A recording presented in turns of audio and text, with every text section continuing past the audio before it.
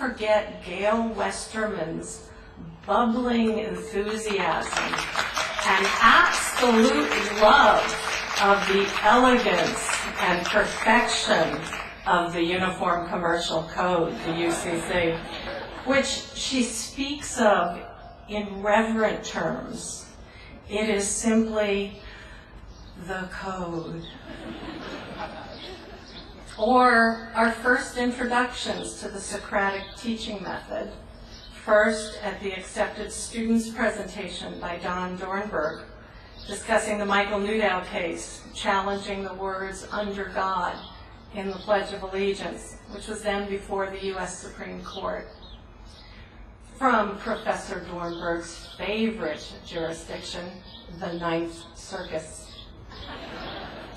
And then during 1L orientation week, as we followed the trail of Who's Monet,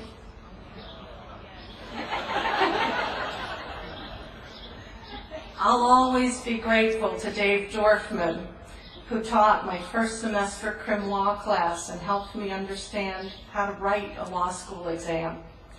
He gave each student painstakingly detailed individual critiques of our written assignments, which were invaluable in learning to actually begin to sound like a lawyer. Studying family law was of great interest to me, but what a treat to be able to take the course with Meryl Sobey, who brings such experience and perspective on the topic, particularly the idiosyncrasies of New York domestic relations law. Intellectual property is often thought of as a dry and boring topic, but Horace Anderson keeps things hopping in class with his laptop jukebox. And the strains of either Roy Orbison's Pretty Women or the Two Live Crew rap version were often heard in the halls outside Preston 401. In addition to the full-time faculty, PACE is fortunate to also have a number of excellent adjunct professors. Perhaps because I was an evening student and, like so many of you, had a demanding full-time job, I have a particular appreciation for the adjuncts that put in full days at their regular job and come to teach at night. I thanked Kathy Rosenthal every time I saw a Wills question on the New York bar exam in February. I could hear her mantra in my head, "Start at the generation nearest the decedent where someone is alive to take." And I think most of you can finish it. And Anthony Santone, who somehow managed to drill into our heads a myriad of New York practice laws that have little basis in logic but are critical to learn and remember. And Louise Martin Valaquette, who runs the International Trade Externship and uses her numerous contacts in the business community to match students with local firms and coaches them throughout the semester. And Judge Anthony Scarpino, who opens up his entire court to his surrogates practice students, giving them a chance to meet key court personnel and learn the practical ins and outs of actually getting things done. And Ron Guevara, who pits Sally against Harry in the halls as students negotiate realistic settlements and fight over the Disney condo. And especially Carol Berry's dedication to her students in both the regular and honors prosecutorial externships. These are the programs that place students in the offices of the Westchester County District Attorney, with some of the students actually appearing in court and trying cases.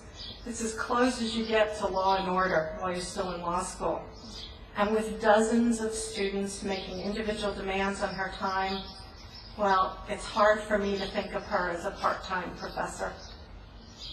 My only regret from my time at PACE is that it's run out, and it wasn't possible to take a course from everyone. The classroom experience was terrific, and it's been a similar story behind the scenes, where leaders like Deans Michelle Simon, Angie D'Agostino, and Registrar Nilda Rodriguez set a tone of courtesy and helpfulness for the administration and staff here at PACE. But perhaps the richest experience of these last several years have been the new friendships that we found in each other. When we started law school, we were warned that it would be all-consuming. There'd be no time for anything else. The main message was no time for anything but work and school, no social life, say goodbye to your friends and family for 3 to 4 years. Well, this class certainly managed to maintain a better balance than that. Many of you made changes in employment, some just to pay the bills, some to break into law and gain valuable experience, and some just to keep a balance. There were wedding bells along the way, and some breakups. At last count, there were more than 15 new children and 2 grandchildren. You see, I'm not the only one here with her AARP card. You coped with grief and the loss of family and close friends, and many of you have military connections as you support loved ones deployed overseas. We've shared a lot together, both in and out of the classroom, studying together, commiserating over workload, and celebrating each other's successes. I especially want to thank my classmates for letting me share this time with them and be one of the kids for a while.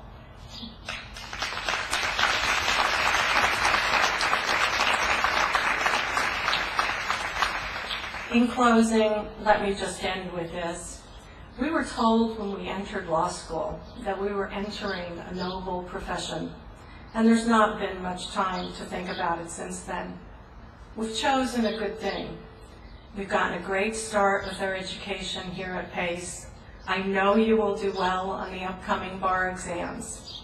After that, I hope each of you finds a career that gives you something meaningful to do, something that challenges you, something that's interesting and socially useful and fun and energizing, and I hope you make a ton of money. Congratulations. Congratulations on your graduation, and my best wishes to each of you for your continued health, happiness, and success. Thank you. All right, now will Chairman Bianco, President Friedman, and Judge Theodore Jones please come forward. And I'm going to read the citation first.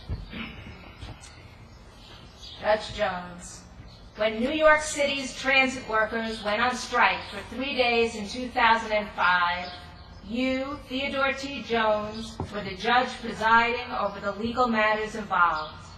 By then,